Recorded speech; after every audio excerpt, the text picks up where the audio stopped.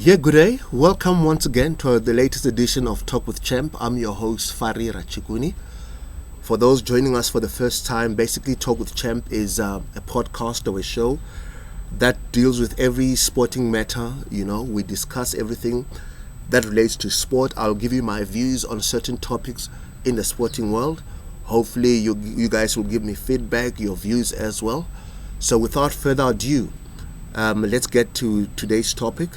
And just to tell you a bit more about today's topic and how it has come about. I'm an avid sporting fan. From a very young age, I've been following sports and different sporting codes. You name it: rugby, cricket, football, American football, tennis, golf, F1. You name it. Yeah. So I'm passionate about sport. And what I've noticed is, generally what I've found is supporters and teams in Europe are more, they honor their ex players. They give back to their ex players, their legends, that sort of thing. So it got me thinking, looking at South African football and comparing how things are done here, comparing and contrasting how things are done here with certain places in Europe. For example, England, Italy, Germany, or France. So today, the topic for today is: why doesn't the SA football fraternity honor their legends or ex-players properly? How often have you, throughout the years, read in an article, in a newspaper article or online, about player X or Y from a South African team going through a difficult time? His finances are not right, going through the doldrums, that sort of thing, And so this is how this whole topic came about. Why doesn't South African football fraternity, or rather, why doesn't the South African football fraternity honor their legends? After all, these legends are what made the clubs what they are today. So I'll give you just a couple of examples, comparing and contrasting to certain football clubs in Europe as well, and comparing that to here. I'll begin with Alan Shearer. For those that follow the English Premiership, you know that Alan Shearer is the highest goal scorer in the English Premier League. He's a legend on Tyneside, over and above being a legend of English football. Now, he played 303 games for his hometown club Newcastle, scoring 202 goals.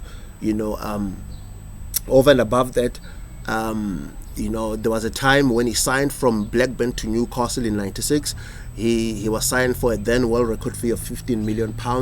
There were 15,000 fans that came to his unveiling at St James Park. Shearer, over and above that, what they've done in the city of Newcastle, there is a statue of Shearer in the city of Newcastle. There is a statue of him on at the Gallowgate corner. If you know anything about the Gallowgate corner, I think Anfield, think the Cop in Anfield. The Gallowgate corner is on that level. Just down the steps, at the bottom of the steps, they've got a statue of him next to another great of Newcastle, Sir Bobby Robson. At Newcastle, the fans there, just outside the stadium, St James Park, they have got a pub there which is named after him as well. The number 9 shirt in Newcastle is revered, and he wore the number 9 shirt for his club. He's still involved in the community of Newcastle. You also know him from him being an analyst on BBC or Premier League World when you watch your footballs, be it on Sunday or Saturday. So he's still playing a massive role at the club. The other over and above that, before he joined Newcastle, he had played for Blackburn Rovers, where he won his only Premier League title in '94, scoring 34 goals in that season to lead the team under Kenny Dalglish to its only Premier League title. At Ewood Park, just to honour him, they've renamed a road there next to Ewood Park, which is their home stadium.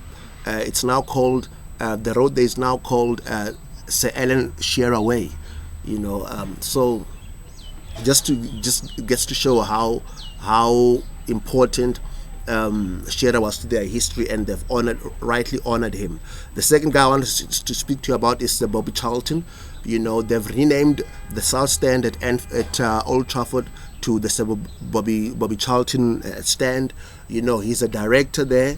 He's a long time director at Old Trafford. He scored 249 goals in 758 games for the club. Won 3 titles as well as a European Cup under the great Matt Busby.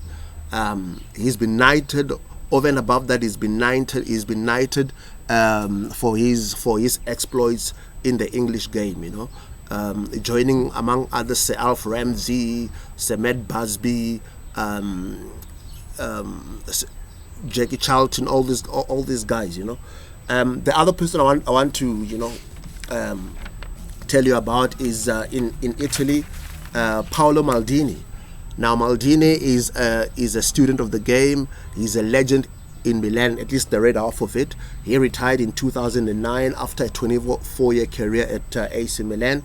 26 trophies there, including 5 Champions Leagues as well as 7 Serie A titles. He made over 902 appearances for the Milan club.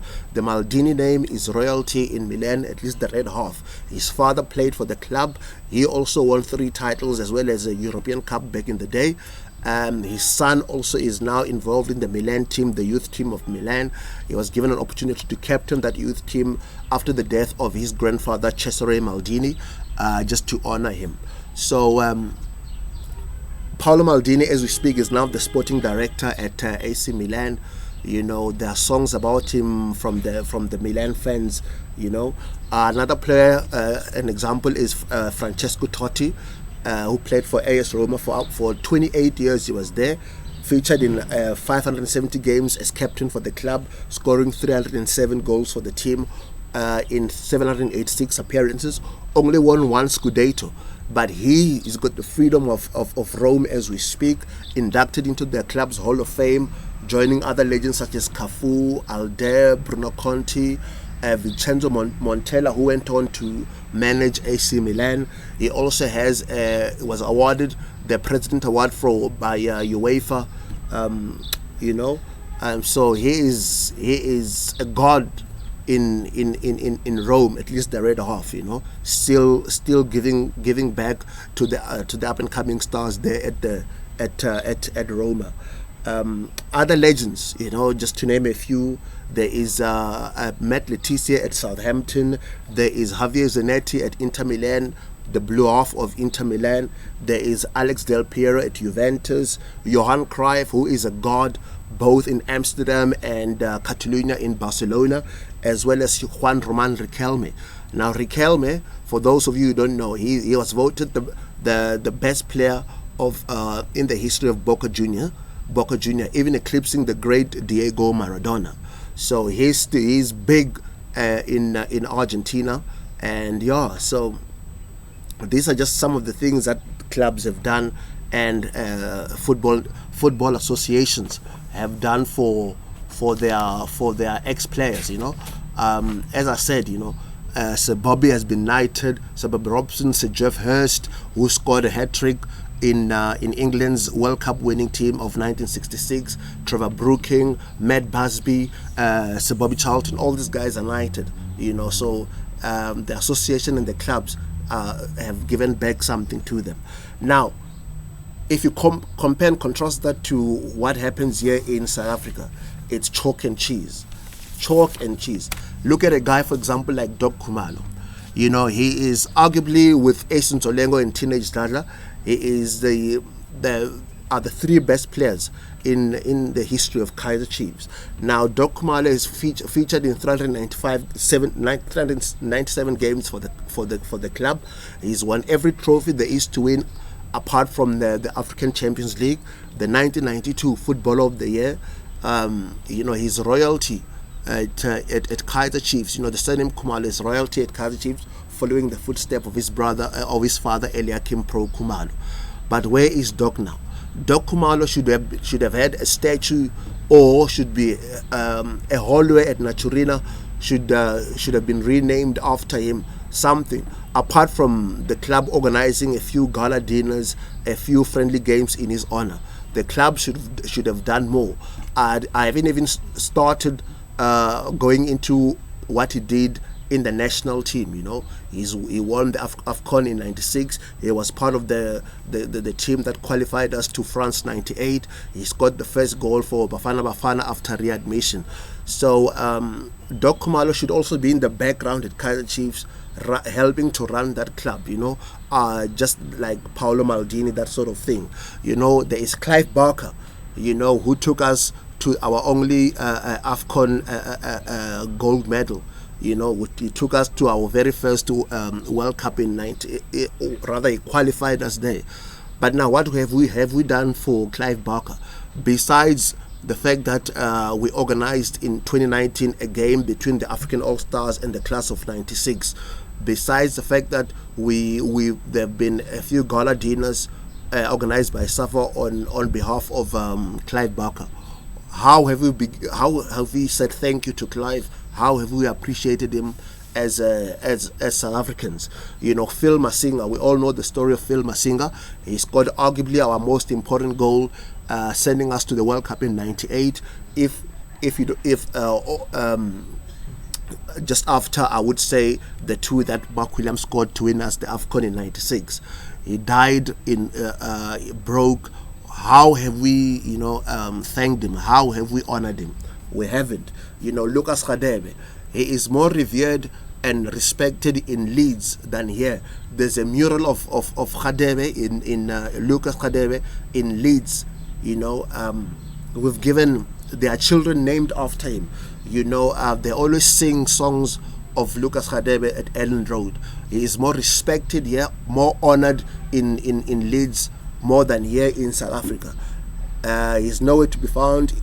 We are not giving him a role to give back, to impart all his knowledge that he gained over a 15 plus year career. So other notable inclusions there. Teenage lad. He is a Kaizer Chiefs legend who is involved with the development of Mamelodi Sundowns. It is beyond comprehension how that can be allowed to happen. Kaizer Chiefs should be taking Teenage Lada back to Kaizer Chiefs and involving him in their development structures. For Daniel Mambush Modau, yes, he's working at Sundowns, but how are Sundowns thanking him more?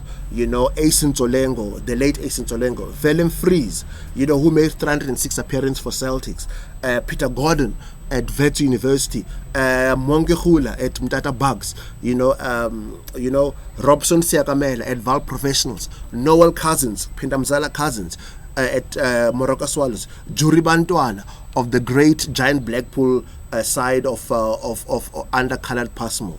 So these are the things that just irritate me in terms of how the lack of honor and giving back to our legends that doesn't happen here in SA football. I hope this can help in changing how we start doing things going in future. So that is my take for the day. Subscribe on my YouTube channel. Talk a Champ is my YouTube channel. Hit the like button. Give me your feedback, that sort of thing, and let's get chatting. Give me your views, your opinion on the matter today. Thank you once again for joining me, and till the next episode. Bye bye.